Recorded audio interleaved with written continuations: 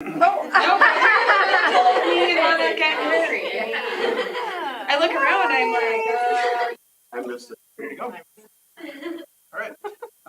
Call to order the August 1st meeting of the Polk City Parks Commission. Can I get a roll call?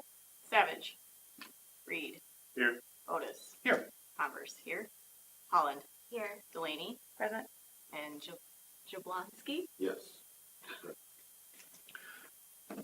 All right. With that, we'll move on to item 3, which is actually the introduction of our newest member, Larry Jablonski. Any words about yourself? Well, my wife and I I was a longtime resident of Urbandale. I was on the Urbandale, I was retired Urbandale elementary principal, and I was on the Parks Commission there for about 15 years, very active in trails, and we moved here about 2 years ago. We really enjoy being in Polk City and wanted to continue and be part of parks. Fantastic. All right. Item number 4, approval of the minutes for the June 6th meeting. Do I have a motion to approve? Delaney, I move to approve the meeting for the June 6th, the minutes for the June 6th meeting. Second? I'll second. All in favor? Aye. Opposed? Same sign? All right. Meeting minutes approved. Item number 5, audience items. Anything tonight? Nothing to report, sir. Fantastic. Number 6, presentation by Allison Shield, 2022 Summer Parks and Rec intern.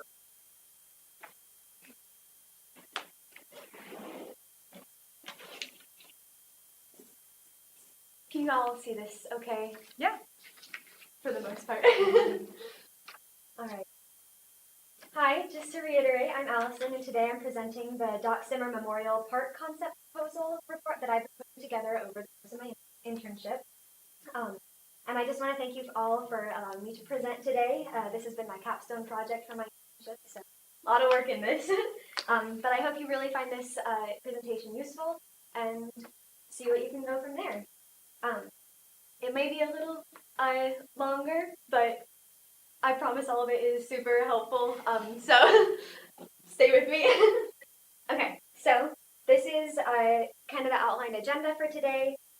I'll share the purpose statement, needs assessment, objective, and then the actual concept proposals, kind of an overview of everything we talked about, and then I'll have time for questions and feedback. So if you come up with any questions during it, please jot them down. It may be answered later in the presentation. So yeah, just hang with me there, and I guess we'll get started. So, as previously stated, I've been serving as the intern for Polk City this summer. I'm pursuing my bachelor's degree in Parks and Recreation Management from Northwest Missouri State University. This is kind of the last thing before I graduate. Actually finished officially on Friday, so just waiting for that diploma. So yeah, super excited about that. So yes, this project has been completed in conjunction with Jason and the rest of the parks team, helping me put all this together. And the requirement for it was to make a significant contribution to the community I'm serving.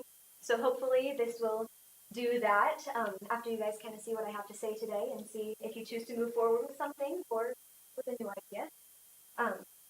So yeah, the whole purpose is to serve as a resource to you guys and serve as that capstone project. So this is what we're looking at right now for Doc Simmer as its current assets. It's 1.46 acres of land. There are 3 concrete slabs there, 1 bench, 46 trees in varying developmental stages, and it was originally implemented to be a dog park. Which was unfortunately met with some distaste by some community members around the area due to noise, whatever, personally didn't work with them. So due to that, I am here to present a few more ideas. Since there hasn't been a lot there, I actually spoke to a neighbor of the park that said, drive into the parking lot, they'd look at it and they'd turn around, which is not what we want for a park. So hopefully this will help. The idea of a playground wouldn't necessarily work. I'd like to forefront with due to Leonard Park and Miller Park being really close by. that need is already filled there. So these are some creative ideas that might not be seen everywhere that might bring some more interest in.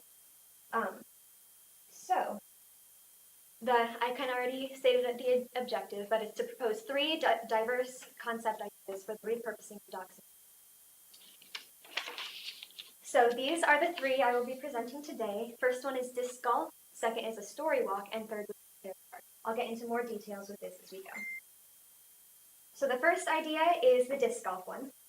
Disc golf is one of the fastest growing sports in America, lots of growing interest there due to its sociological and physiological nature. It can be as competitive or leisurely as you desire, which makes it really versatile for a variety of ages and ability levels. It's also highly known for its active niche following. If you do disc golf, you do disc golf a majority of the time. And a lot of people are getting more into it. So they're always trying to find new courses, get creative with their shots and stuff like that. So I think this might be a good idea to implement in just for that. So this would serve as more of a putting course, doing those more 2-par shots because we just don't have the space to work a full 18 full course or anything like that. So I'm proposing a putting course of 6 holes. The largest length would be about 150 feet based off what we measure out there. So it could work more for introductory players getting more into the sport, or if you want to just kind of get out there, do some creative trick shots. You know, it wouldn't serve as a full-blown course, but it would serve the purpose I think that might be needed in Polk City. I would have loved to present a specific map with the tees and holes all mapped out for you. Unfortunately, I'm not super well versed in disc golf, so if that's a route that you choose to take with this, then I would highly recommend getting someone with more experience to actually map out a course, look at the topography of the land, and see what might work best. I do have a proposed one that's more money saving based off of the concrete pads that we already have there, having the tees start at each of the corners of those, kind of going off the distances. It's a little hard to see in this lighting, and I apologize for the small sizes. That's what I had to work with. But yeah, you can kind of see about the mapping that could be a potential. So yeah, 6 holes. Are the blues holes? Those would be, yeah, the baskets you'd be aiming at. Okay. And then the little small circles you see, the white circles would be the actual tee boxes where you throw off from. Yes. So, find my spot here. Yes, so this one would be more money saving. If you know more, I'd love to hear more about it. So I maybe adapt this after this presentation based off your feedback. Then I have a very rough budget that it might look like, as I'd like to state for all of the budgets you look at today. These are very estimated. They may or may not include some labor costs in there. It depends on if you can do in-house stuff or if you'd have to hire a contractor, third party. But these are the basic prices we'd be looking at for that, including the 6 tee boxes, 6 targets, the baskets, and then the basket footers to get those stuck in the ground. And then you'd be looking about $5,052 for that. And then, oh yes, and also this is based off of the targets that we have out at Kiwanis Park. There are 2 holes out there. They only have signs as the tees, so not a super extensive high-end option, but this is based off the targets we have out there, which seem to serve their purpose really well based off of that company. All right, the next idea I have is the story walk. So this is a unique but growing concept in parks. It's kind of the culmination of literature and the outdoors put together. It's super popular in Ireland and Northern Ireland, as I found out. It really works to engage the children and even adults in doing something outdoors that really inspires their imagination and gets them active while also getting into that literary world.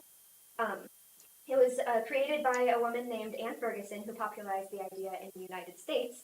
And she has been inviting libraries to put these up seasonally around whatever facilities they have to just get people out there, especially during COVID, has been a really good thing. They can go and do that if programs weren't necessarily available at the time, which is a big consideration thinking now after we've experienced it moving forward.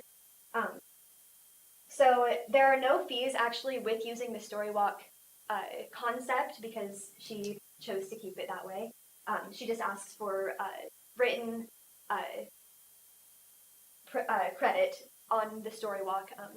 Just to say, hey, yeah, this is her idea. But yeah, if we do a already pre-written story that's in our libraries already, that would require that credit to her. However, if we do an original story, something perhaps that is written in tandem with the library, that would not require credit. Not that it really matters since there's no fee associated with it. But that's a really big idea I want to emphasize with that is collaboration with the library. A few ideas I popped off the top of my head were creating stories maybe about the birdhouses that are up there that were implemented by a community member that's actually neighboring the park, or maybe a legend about Doc Zimmer himself. I'm not familiar with him or his family, and so that would have to be in collaboration and with permission from them, but just an idea off the top of my head.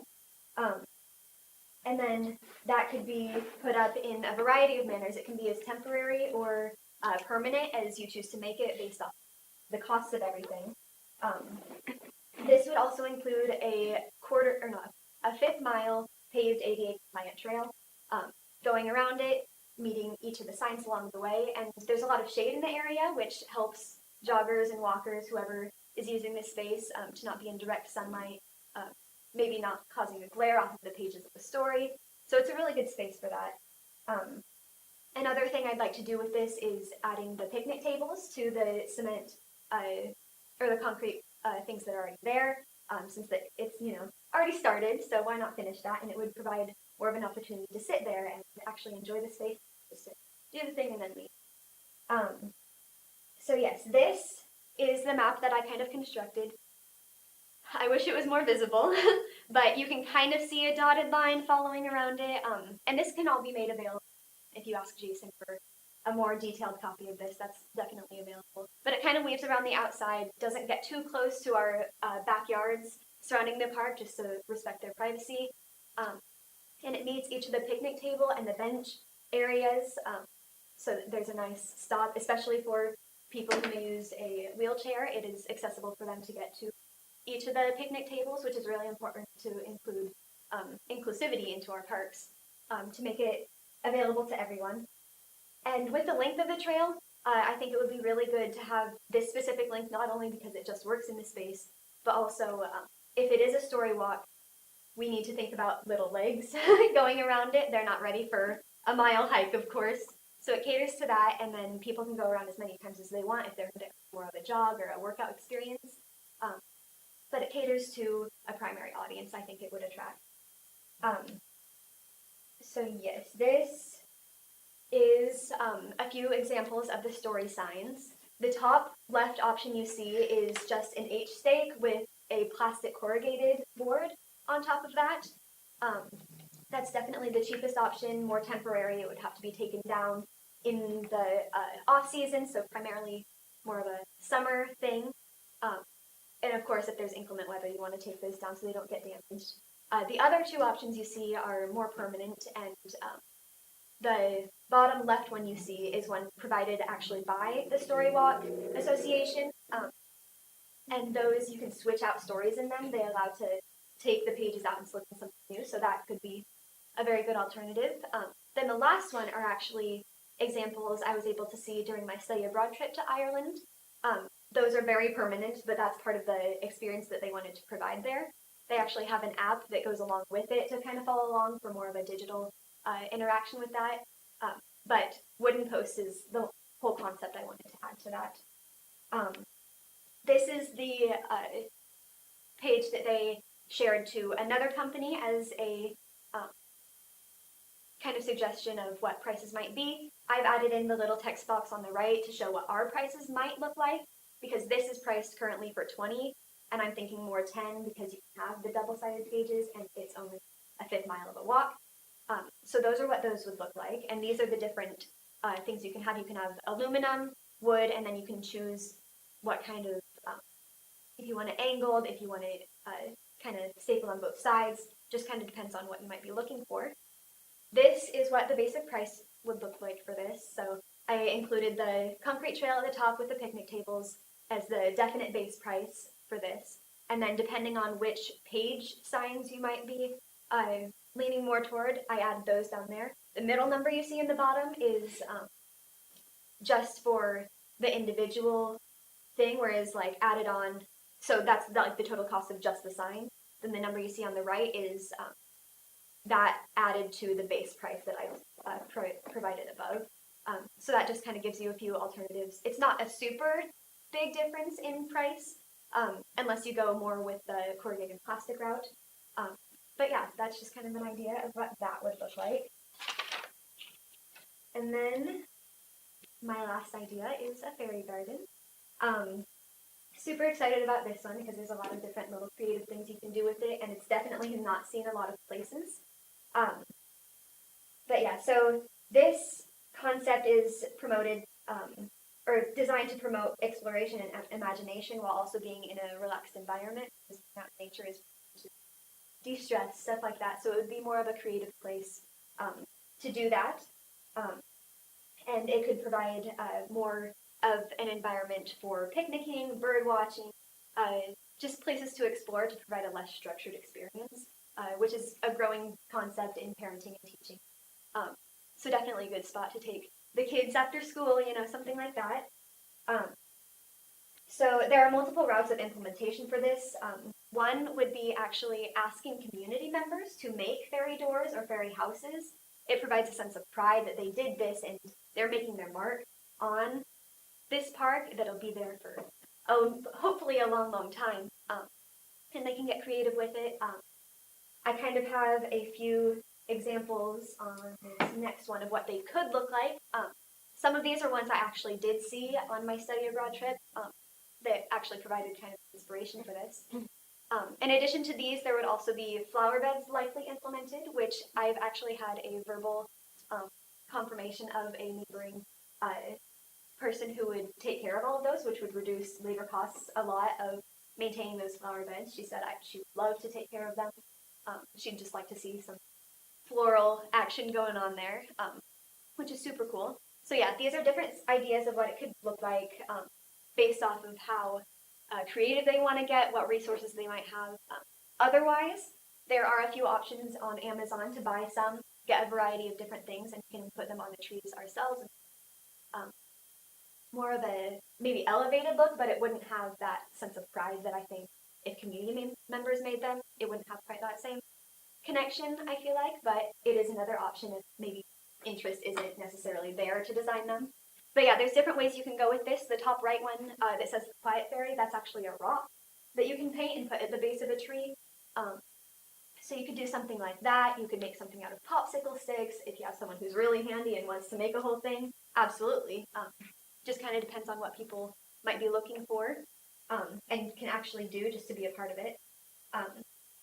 And I love the little sign, and you can't really read it on there, but it says, "Sorry we missed you, we're dancing in the garden," signed the fairies.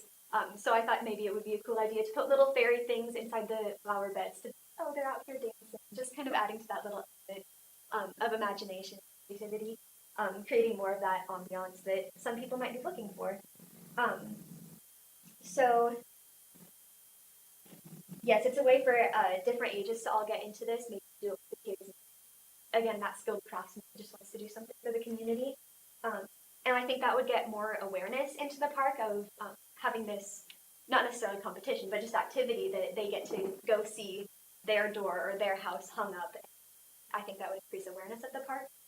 I think that a huge thing is that people just don't know about the park, so they are not inclined to use it if they aren't aware of it. But that would definitely bring awareness up if it was more of a publicized thing. And then attachment kind of depends on what you all think would be best for it. If the tree is healthy and already developed, nails and screws won't do much damage to it. Of course, don't nail it into a baby tree because that'll affect it a lot. Otherwise, things can be set into the nooks of little branches. It can be placed at the bottom of the trees. Just kind of depends on what you guys want to do with that.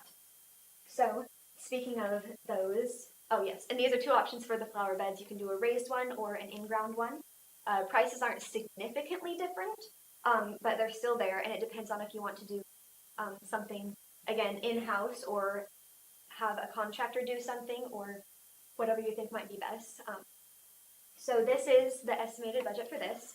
I priced at a 5 by 12 foot flower bed, which obviously can be made larger or smaller depending on what we're looking for. The average cost of them is around $2,000. That just depends on how elaborate you get. If you want fewer of them, if you want a smaller amount, if you want to make it really lavish and big, it all just kind of depends on that. I put in a quantity of 5 just going based off of the space. That again can be higher or lowered based on what you believe would be best. And then screws, fairy doors, and then picnic tables are all optional costs that we could add in that aren't necessarily needed, but depending on what you guys believe would be true, would be good for that, would be based around that. So that comes to the $12,440. And then here's just kind of a summary of what I talked about, just to remind you of each thing, how much it would cost, just to review really quickly. And then I do have a little final statement, and then we can get to questions and feedback. So there are a multitude of concepts that could apply to the purpose at hand.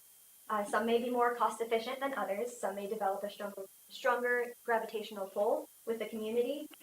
These concepts that I presented are merely that: concepts, ideas, suggestions. Doc Simmer Memorial Park may be one of these. It may turn into something entirely different. It may become just as it is, untouched. Parks are meant to fill a gap in the community experience. They provide a place for canines to socialize, maybe a park to play on, or maybe a tranquil arboretum to just clear your head in. But they're meant to serve people. So please allow Doc Simmer Memorial Park to fulfill its purpose, to serve, to fill a need. There is great potential in this overlooked parcel of land, but the only thing between its current state and what it could be is action. Nothing happens without action, and no action happens without motivation. So that part comes down to you guys. So what will you do? Good job. Thank you, Allison. Does anybody have any questions? First of all, as a teacher, I'm going to give you some feedback, but it's positive feedback. You clearly had put in your work on this presentation. So when you come up with confidence. You came up saying, this is really long, sorry. Don't apologize. That was a ton of work that you put forth. Like, when you're in a position like Jason's in here in the next 6 months or so, walk in knowing that you know way more than we know. I don't know about everybody else on the board, but I learned a lot from your presentation.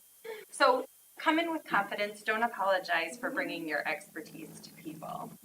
I do have a couple of questions. Actually, I have a bunch of questions, but I'm not going to ask them all. On the disc golf one, it was budgetary-wise the most feasible. What is the durability of the disc golf baskets, and what are the requirements for maintenance for those? Right, so I think that it would be fairly minimal. We do have the ones out at Kiwanis. I couldn't give you a date on how long they've been there, unless you know. I don't have to tell me, They're but it's 10 been a years number old. of, yeah. Yes. Yeah. But they are looking great. So I think that maintenance on that wouldn't look like a lot. I think just regular, maybe having park staff pop in there, public works pop in there. I think it would take a lot out of a regular work day to really maintain them. They seem really durable. They don't look aged at all out of Kiwanis. So I think the product I chose would hopefully be pretty durable. Sure. And then my other question was, you mentioned having it be like a putting type course. I went to school at Iowa State, and I know the disc golf course there hosts like tournaments and there's leagues and stuff on that course. Is there like a junior golf league or like something that's, you know, I think about like golf courses, they have par 3 executive nines, or they have junior courses that are specifically designed for families and young kids. Is that a thing in disc golf? I am not super aware, but it's definitely something we could implement into a program. Right now we're doing the All-Star Sports Camp. It could be a day that we go out there and shoot some discs at them to kind of introduce the sport more. So there's definitely options, I believe, for that. I'm not super aware of them, but I believe that they're out there. Anything else? As far as that disc golf one goes, the only thing I would be concerned about is people tossing discs into backyards of people, because it looks like all of those tee boxes kind of are aimed towards houses. There's not really not much for fencing. Yeah. And with that, that's just what I was able to draw up. A more professional person on that could probably draw something better. I was based off the concrete slabs that were already there, but we could definitely have them shooting inward towards the park. That's definitely an option if something works. I mean, the slabs, using those as the starters for 3 separate holes is actually a really good space-saving idea. I like that. I was really intrigued by the story walk and fairy garden idea. Yeah. I think that's really cute. And I know, I mean, there's some logistical things you'd have to think about with transportation and stuff, but I know the library has probably a lot of need for some outdoor space for some of those programming components, and especially as we witnessed during COVID. But, you know, you'd have to figure out transportation and things like that. But that could be a really cool opportunity, I think, for either. Definitely talk about the story walk, but I think fairy could serve in that manner too. And I was even thinking, like, if that could both happen. Yeah. That's what I have written down too. Yes, that's something I Yeah. did think about. I have that exact same idea. Could it be an annual spring camp where kids create their own fairy space so that there's like a big reveal every year of the new fairy garden, and they have to write their story of their fairy, and they can go along to different fairy stations, because if you get those ones that have the panels where you could like input stuff, I was just kind of wondering if, you know, the community contributions might be something of kids or families adopting a location, or, you know, Elizabeth does something with a camp, or it's a spring. I know you've been looking for some different art stuff, but if, you know, we also partnered with, you know, the senior center, we partnered with the nursing facility that's right nearby there. You know, could that be something that we do as an outreach also for senior citizens, if it's going to be an all mobility, you know, type location, and then you can read the story of the fairy that lives there, you know, more of like a biography profile. But I did have a question, kind of going off of that, to pay homage to Doc Zimmer and the family. Maybe we could have, like, in my head, any other 80s babies, like the David the Gnome. Anybody watch David the Gnome when they're a kid?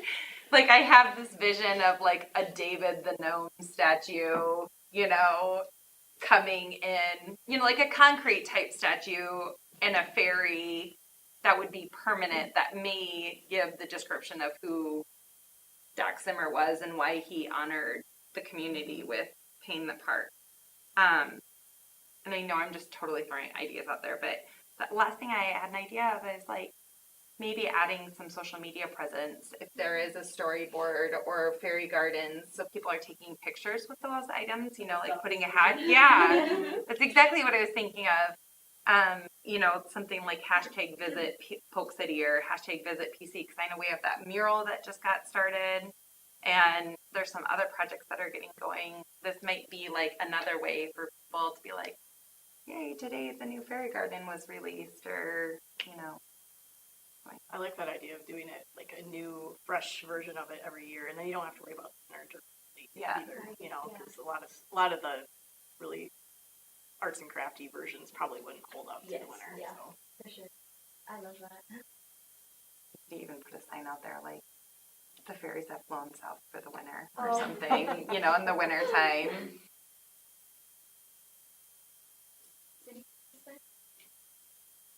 Yeah, great job. Thank you very much. Thank you for all your work on this. Again, you Yeah, great idea. definitely did contribute to our community, because whether we do any of these there or elsewhere in our community or a combination, your work is definitely worth a lot to us. So we really appreciate it. Lots of great ideas. And my kids adored you during camp. Oh. That's a double. Good, good. Okay, well, if there's nothing else, then thank you a lot for your time today. This has been a really great experience for me. This whole internship has been, so I'm really lucky to do something like this, and you guys are a big part of that. Thank you. Good job. Good luck. Thank you very much. All right, next up, consider a recommendation to approve the memorial tree. Well, that's me. I don't have a presentation like you did. That's okay. Paula? I didn't print off too many copies, but I did. Yeah, just want to kind of share, pass them around. I have to keep them for myself too, so I don't remember what I said. But I'm Sarah Hooger. I'm here on behalf of the Polk City Friends of the Park. And we just kind of wanted to inform you guys of a program that we have coming up that I think would be good for our community and also help out our Parks and Rec. When we get money, then we get to give back to the park. So, but this is just a program that we've drawn up. Jason's worked with various people, and Yes. I can never say their last Ken name. Morse, the tree guy, had Morse. input. Morse. Yes. And we decided on just a variety of trees, so people can't just come in and say we want this in honor of our family. So we have set trees which work in our neighborhoods and in our city. And those are oaks, red maple, crabapple, and a service berry. Anyone? Yeah, they're beautiful. Good. Yes. It's a Jessica. light pink flower and it's got a shape similar to a crabapple tree. Yep, and they're edible to people. I don't think we should tell them that. And it's good for birds and wildlife, so it's a good tree to have. But the charge of these trees will be around $500, and that would help with maintenance of the tree, the watering and stuff, probably put mulch around. And then the tree costs between $200 and $300, and so we were hoping that the Friends of the Parks would get about $100 in our pockets with this program. It's very popular in different areas around. Urbandale probably had something going on with that too. Yep, and they do very well in the communities that have them. So we thought this might be a nice place for Polk City to have a program like this as well. The city would have certain times that they're going to plant, so it'd either be in the spring or in the fall. So that way it helps the tree be able to live longer. And we talked about doing plaques at trees because if you're doing a memorial, but just with the cost and all that stuff and the maintenance around them, it's not very feasible to do that. So we would recommend inviting the family over to, like, on the 25th, we're going to plant your tree if you guys want to come and be there. And then eventually a longer term goal for our group is to have these trees mapped out online somewhere so people can visit their space. So do you guys have any questions on this?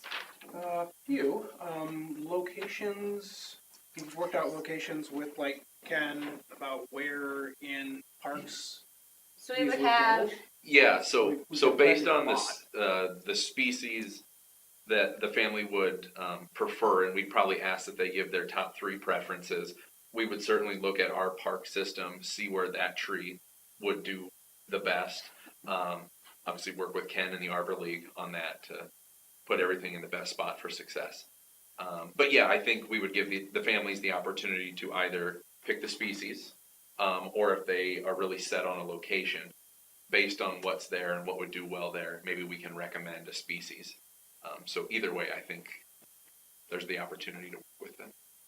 but we'd have all verbiage set up as preferred, but not guaranteed. So. And anybody willing to purchase one of these trees, just circling back to the plaque thing, I'm sure they would most likely be willing to shell out the extra money for that. So not something that would necessarily be on you guys, but to set up some kind of standard for how they all look might Yeah. be a good idea. Like an optional add-on or something. Yeah, they Yeah, wanna I mean, do. just that's But I- identify a suggestion. vendor and like a style for how they would be Yeah. put in the city, That's and a then good it's idea. to the family if they want to buy that. And I know probably with care is part of it, so if you have to wait a year or 2 to put it in, until you've done the initial critical maintenance or. Yeah, that's And a good it's idea. something we've talked about as the Arbor League about the actual cost of wanting to like identify trees and make up plaques, and it's not something that's super cost effective to do on the Arbor League level. But if it were an individual for identifying a tree, then them being willing to take on that cost is Yeah, something that's that's great. If you're going to the high school anytime soon, there's actually a memorial tree right as you walk in towards the wrestling room right there. And they have like a little black plaque that's about the size of a cell phone that has a gold border and a gold name on it.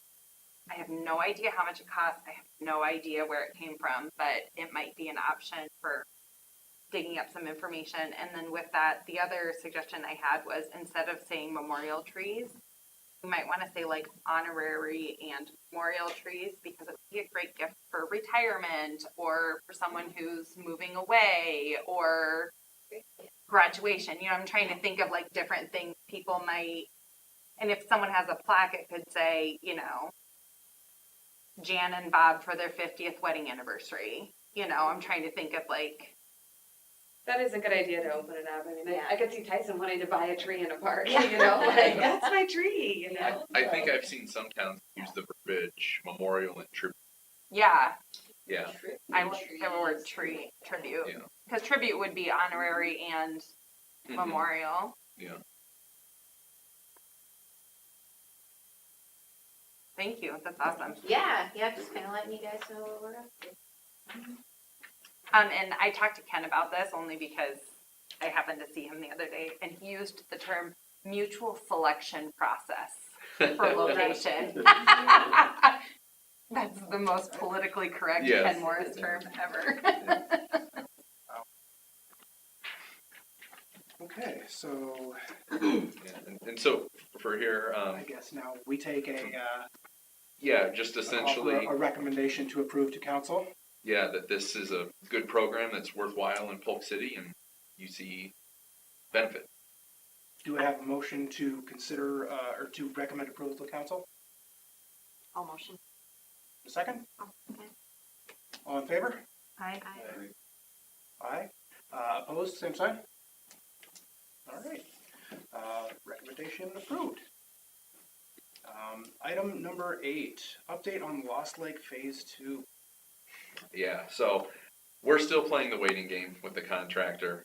This was supposed to happen in June. Of course, when we prepped the site, inches of rain, then it dried out, inches of rain. So, and you know, the contractor that won this project does a lot of work in Nebraska, South Dakota, Iowa. So it's kind of the same everywhere, trying to reschedule and fit back in. So, I've sent an email out today asking for an update. I've not gotten a response back yet, but the intent is that this still gets done this summer. So, Have they given any indication, like, once they're able to start work again, how long it might take? again, I think it totally depends on what the weather's like at that point, how long it takes that concrete to cure before they can move on to the next phase. So, yeah, I would say a number of weeks, probably, once they can actually get that concrete base and start, well, I guess footers first and then base and then the safety surfacing. So, Do you have any idea how much more time we've got before we end up having to re-strip that area? It kind of looks like an alfalfa patch right now, and it's hard to tell Yeah, exactly where it's supposed to be going. I think at this point, they will come in and prep it Redo the prep. based on the inconvenience that we've been given. So, yes. I thought I missed it. I was like, it was gonna be any day. I haven't heard anybody talking about it. So I drove around like, oh. Unfortunately, we're not the only ones facing this issue. Even in town, we're not the only ones facing this. Yes. Okay, moving on. Item number 9, summarize Q2 2022 program cost. Yeah, that's me again. So this is programming for April through June. As always, I've got it broken into youth, adult, and senior because all of them have a very different desired cost recovery pattern. So starting with the youth, you can see there, it's a good combination of those that you may expect to subsidize a little bit. It's more for the greater good of the community. And then those that are more individual benefit based, where you might expect to break even or do a little bit better. Example would be tennis lessons, very individual benefit.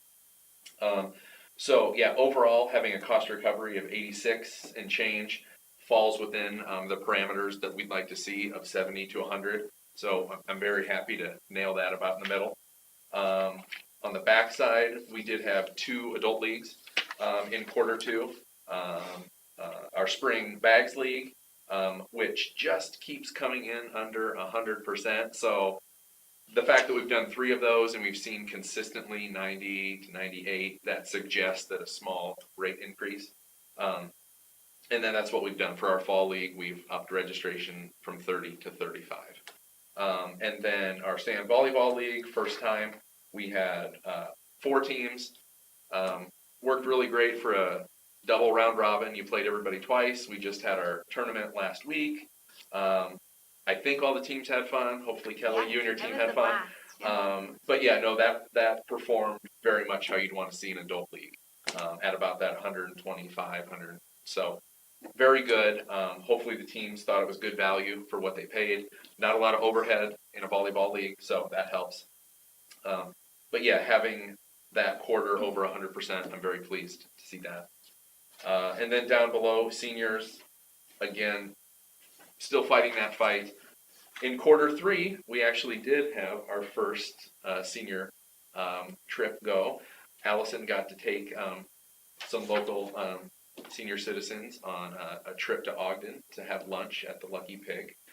So that is, a lot of people don't think of that as recreation, but it is. It's the socialization that comes with something like that. So, and those are not designed to really perform fantastically. That is really meeting a community need.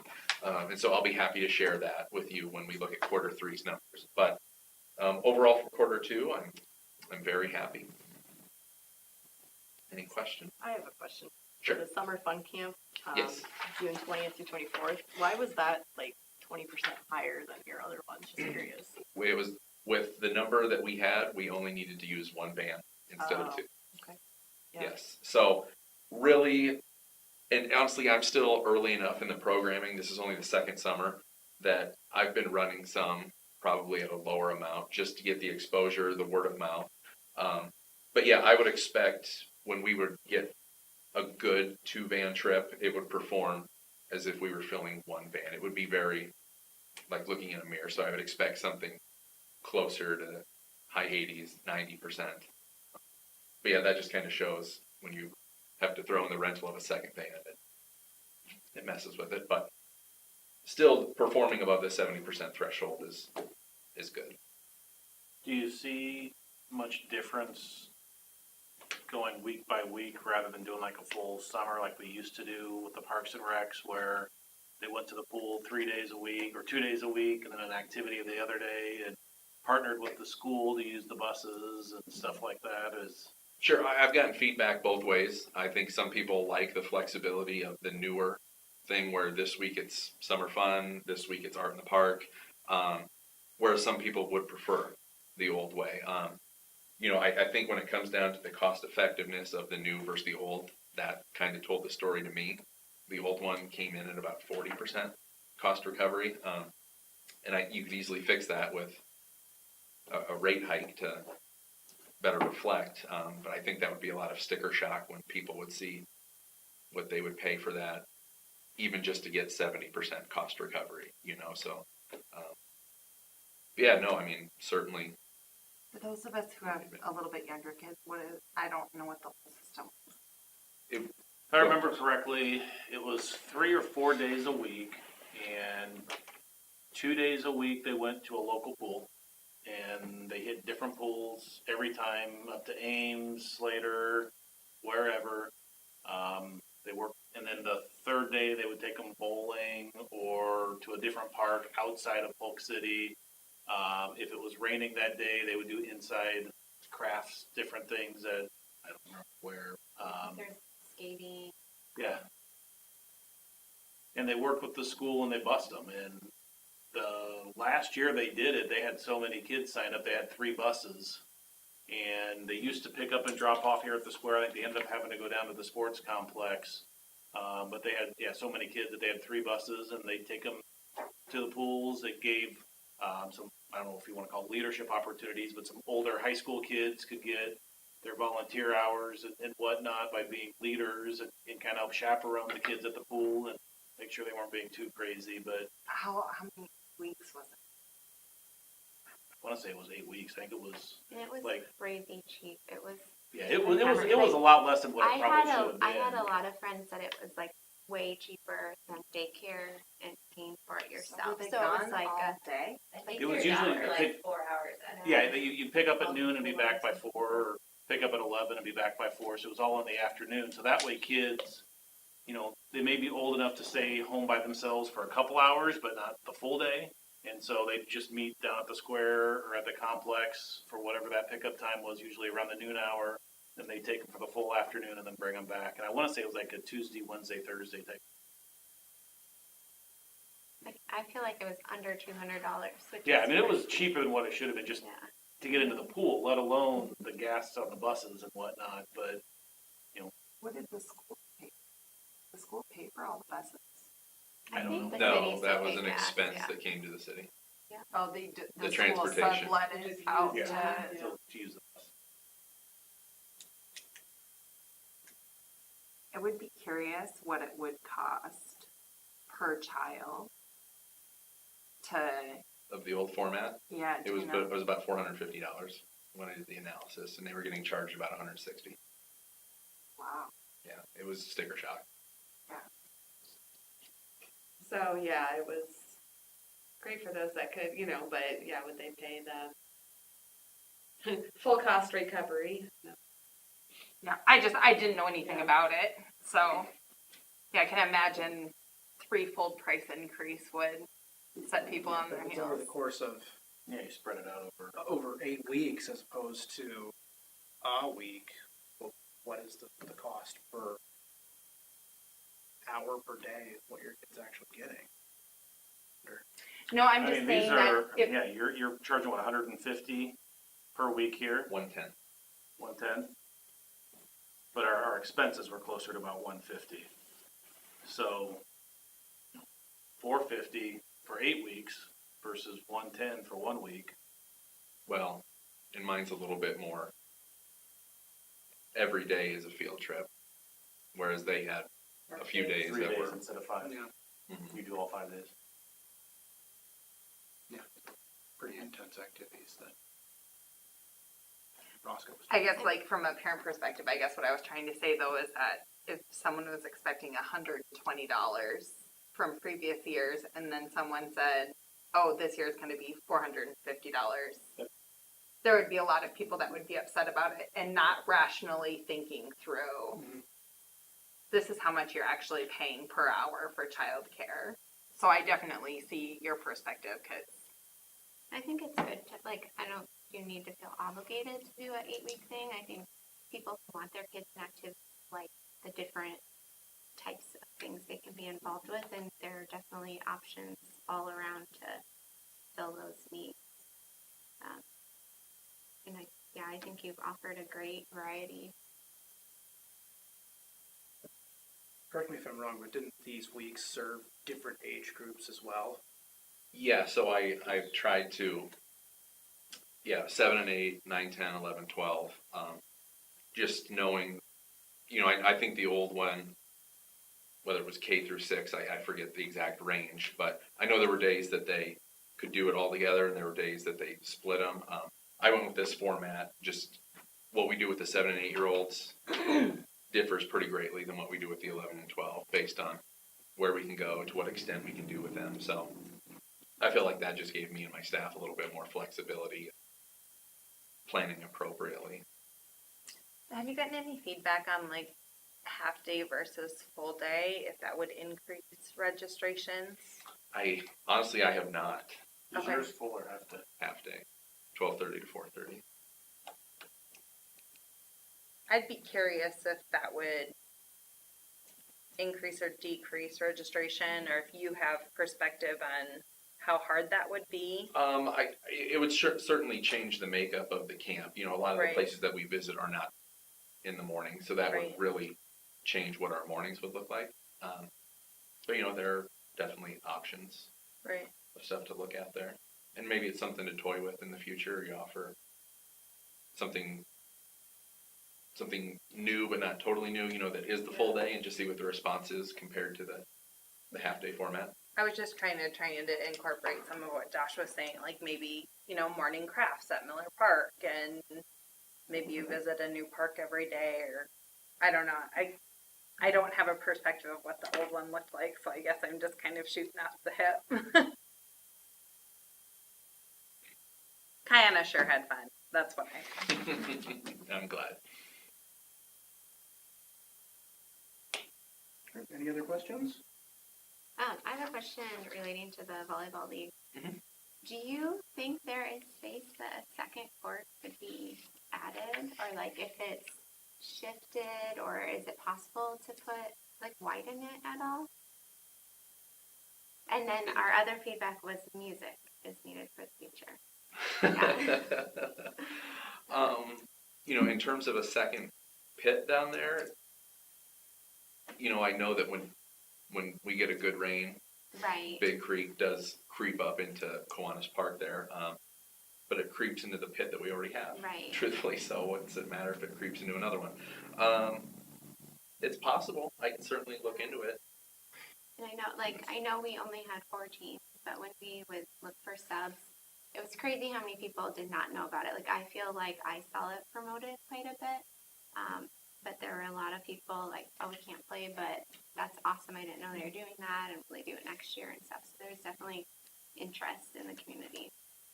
Well, and you know, oftentimes when something's offered for the first time, yeah, you'll have the Yeah. people didn't hear about it, didn't see it. So Right. yeah, I think it grows Yeah. going forward, and you know, having people that had fun, and like you said, enough subs came in that maybe they put in a team next year, and so yeah. I actually had feedback from a new neighbor, and she said that they came from Muscatine, and she said that in their Parks and Rec program, they could always call and say, my husband and I really want to play, but we don't have a full team. Can you add us to a roster? And if there was 6 people, they would form a roster for them. But if there wasn't, then they would just call them and say, do you care if we give your phone numbers out as substitutes if a team should need someone? And she said that that's not really an option in our sign up or listed anywhere. Oh, sure. So I don't know if that's an option to add, but I thought that was a really good idea. I could figure out how to have an ongoing free agent list. Yeah. Or something. Yeah, absolutely. Yeah, I think that's a good idea, especially with as many new people that come that don't have a tribe, make a team. Great way to connect them. Oh. So comment on adding another volleyball pit down there. That is an Army Corps owned park, which I'll follow up question on that. Sure. Yeah. And that just makes adding, Right. building But it anything. seems like it would be close. I mean, when you think of Aiken, their courts are pretty close together, that there's definitely sand on each side. But I did not measure in any way, you know, like if you turned the net or anything, how close it would actually be if you added another. But yeah, the quality of the sand definitely changed throughout the 6 weeks, depending on the weather. Yes. But yeah, it was so.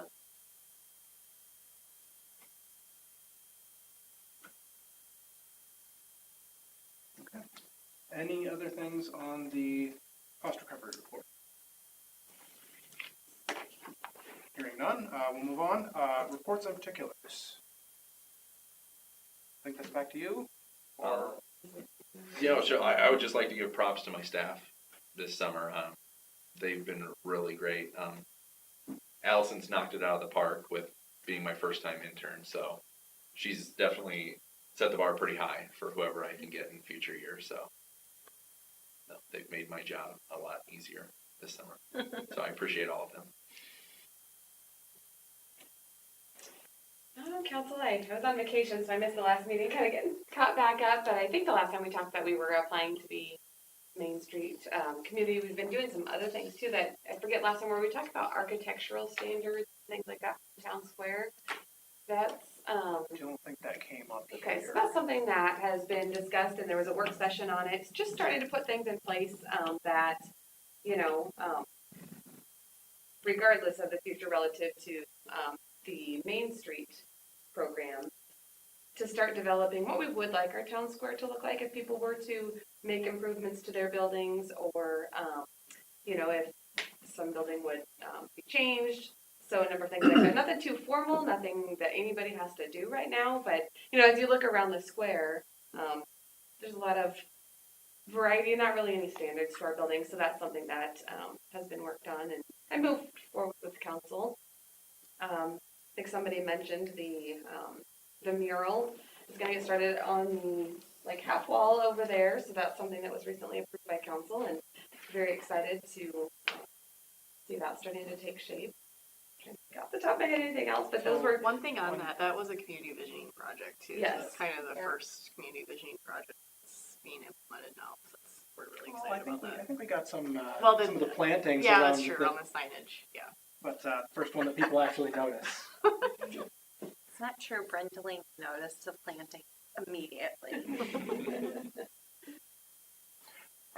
So I didn't see any concepts in like the city agenda for the city council meeting. So I don't have any idea what that's the concept that they came up with looks like.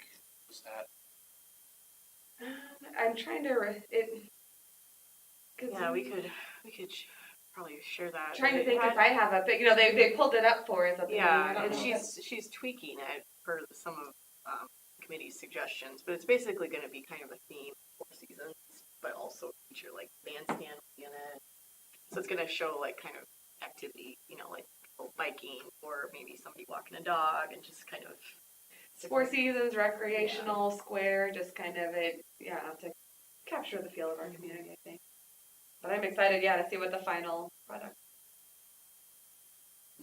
I heard Steve describe it as the entrance.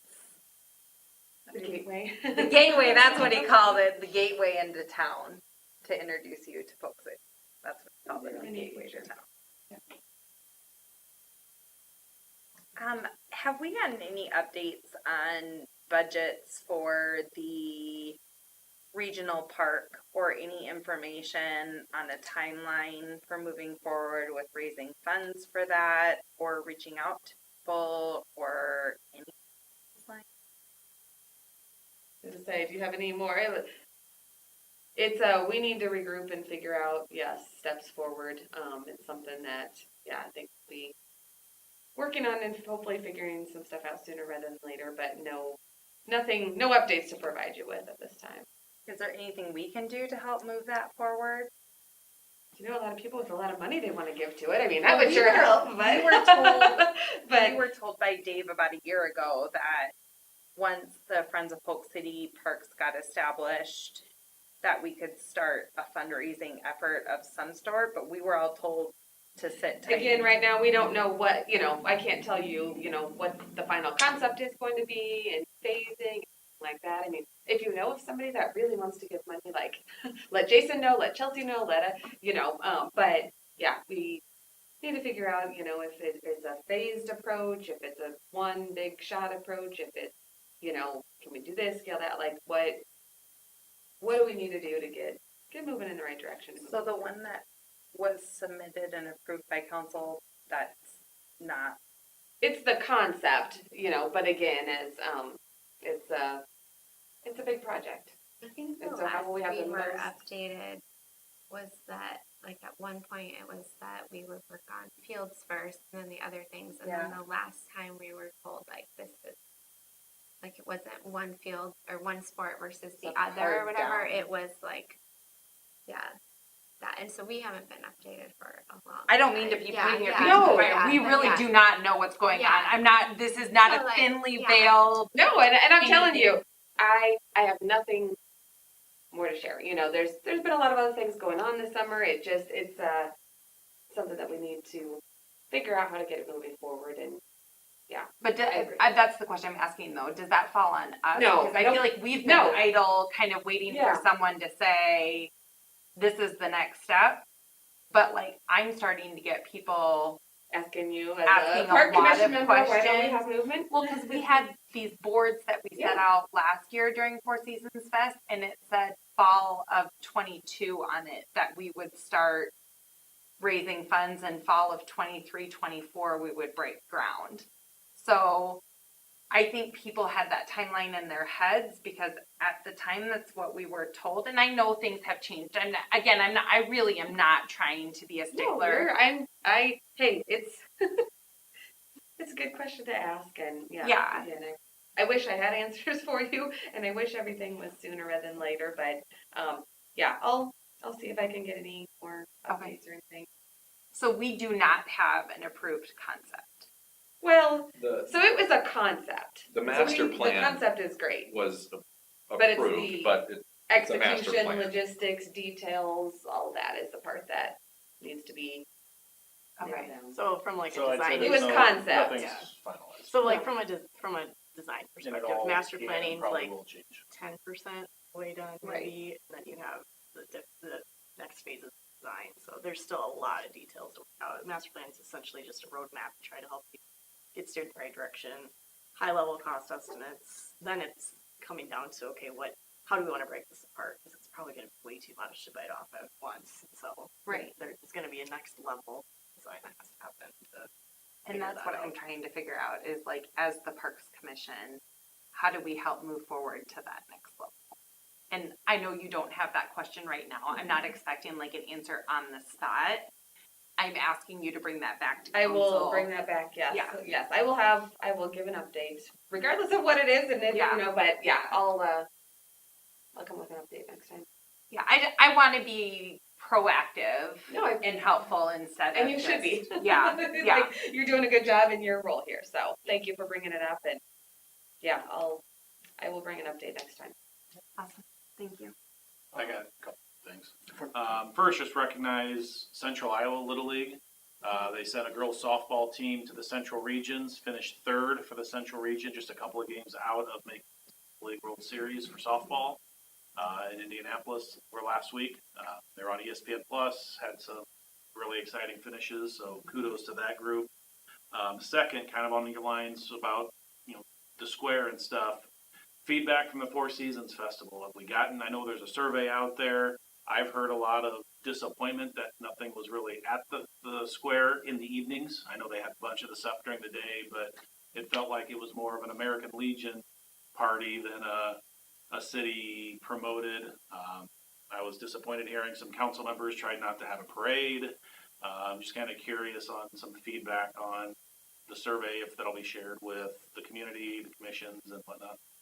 I could probably answer that. So I did the survey. So this year's event was just kind of working with what was already set in place. I started June 20th. So the parade, there was a committee that was really pursuing getting that going before I even started. So thanks to all the parade members that dedicated time. Ashley was actually part of that group. So thank you for that. I just arrived at the last minute. I did zero work other than walkie-talkies. So. Yeah. So Kudos yeah. to No, everybody else. I'm open for feedback next year. This year was just kind of working with cards that I've dealt when I started the new gig. So that's why I have a feedback survey out there. So just taking an overall look at what kind of activities we can provide, making sure that we support it financially and volunteer wise, and gauge some interest there. So I encourage anyone to complete that. I welcome feedback. So. From the city's perspective, so it's Go Polk City, that leads it, but we do funds to go for the festival, and so it is important as a city council member that you do give your feedback on the survey, because for the city to continue to support the event, we want it to be what our people want, and I know Monica is very open to that feedback, and we got a year now to plan next year's event, so encourage anybody that may be listening, anybody up here, if you have not already, provide feedback on that survey, and I'm sure if you have an interest in helping next year, there will be plenty of opportunities for volunteer, whether it's a big role, a small role, whatever it is, but definitely excited to see what next year's about. Is that on the feedback form? What? Like something about if you're interested in Yes. volunteering? Volunteer. Yep. I didn't know there was a feedback form. Is it on the Go Polk City Yeah, page? it's just Okay. publicized it last week, so Oh. we've been on vacation. Yeah, we were literally off for it, so it was lovely. But yes, to piggyback off that though, thanks to everybody that was a part of that and all the work that went into it. I know that's big. Big undertaking. So anyone who's interested in volunteering, just let me know. I'll get you on next year. And sorry, I did think of one thing now that I'm getting my brain back from vacation. If you weren't aware, and I think that's because I don't think we met last month, but it's been since we last met, I'm pretty sure, that we officially hired our new fire chief, Carla Hope. And I've heard nothing but great things about her. I know she'll do a great job in serving our community. She had tons of support here the night she was sworn in. So if you haven't seen her around, that's our new official fire chief. I think we just approved bonds for a whole bunch of projects, including the sidewalk that's supposed to run up to the new upper elementary. Yeah, and I think I touched on that just ahead of the approval last time, but yes, that'll be for, that the trail, and it'll be for the city hall project getting going. Yeah, excited to move forward with some of those things. Do we have any kind of timeline on when that trail is going to break ground? We're working with design right now. So no, I do not have a timeline for you at this moment. Right. Is there a concept about the new city hall? So again, I was on vacation last week, so if you know more than I do, but I know they were soliciting feedback. They had a couple of sessions over, it was right before I went on vacation. They were having those sessions, so I don't think we have the concepts or anything quite yet, or maybe, rough, but I know they were just gathering feedback and input before I went on vacation. Oh, we don't know that. That's part of the concept. So a couple of things, and I don't know all the intimate details of how it'll work out, but so the fire station's going to expand into the police area. We'll eventually have a new police station, city hall across, and I think this will hopefully be more restored to more of its original historical building. Oh, okay. I believe the Rather idea than is that this lean-to and the cobbled lean-to together. that is my office on the backside would be removed, and the historical society would be The historical building. Yeah, The historical building revamped, with. and it would be more of a standalone feature. But that's, I think, future figuring it out. It's Conceptually, I didn't know that but was, I also was on vacation, so I didn't. I know, I'm surprised I didn't. Oh, really? We lost an ash tree on the square.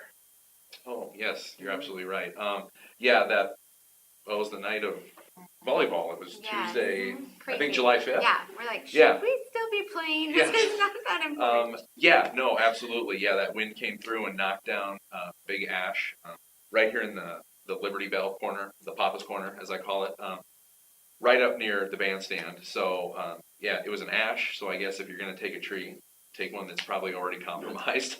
Were we But no, treating that one? what's that? Had we been treating that one? That had been a treated tree, yes. But that's not a cure. That's just an extension of life.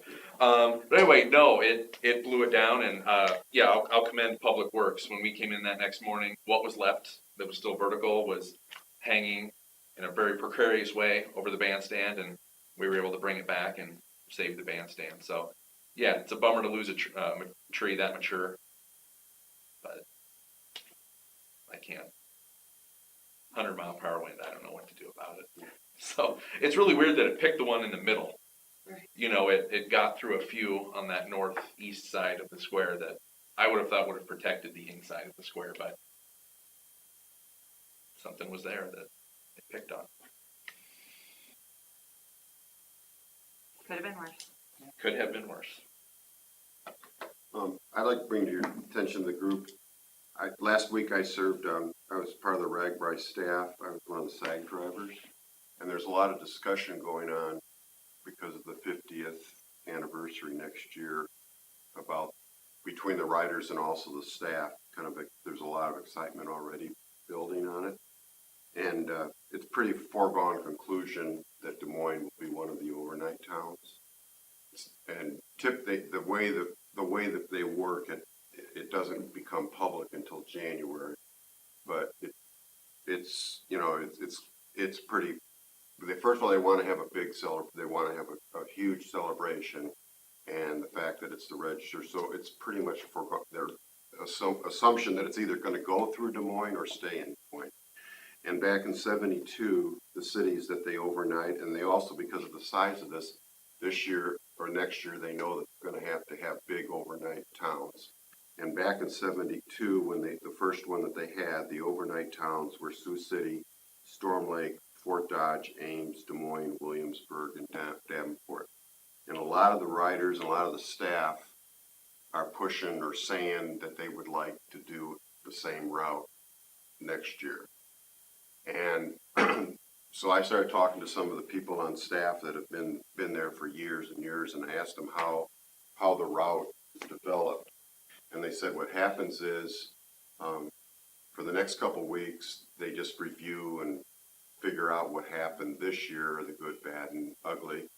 And then by in August, they start already planning the route for next year. And what the executive director does is he takes letters from towns and communities that want to be passed through towns, and also towns and communities that have said that they would like to be overnight towns. And then he starts working, figuring out a map, things like that.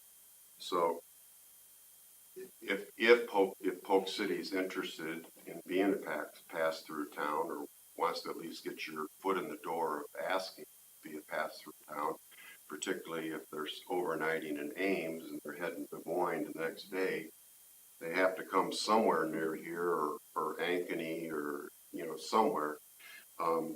It would behoove Polk City to either through the parks or the city write a letter to Matt Pippin and get it to him by August 15th, and saying that you as a community would welcome being part, and then it would seem to me that it would help your cause if you say that we're trying to work on the trail extension from here to the Oasis, that any money that we would earn, or some of our fundraising go towards that.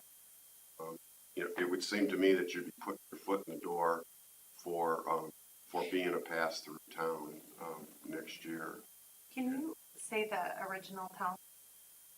Sioux City, Storm Lake, Fort Dodge, Ames, Des Moines, Williamsburg, and Davenport. And that year they only went to the overnight. They didn't. They only did 6 nights.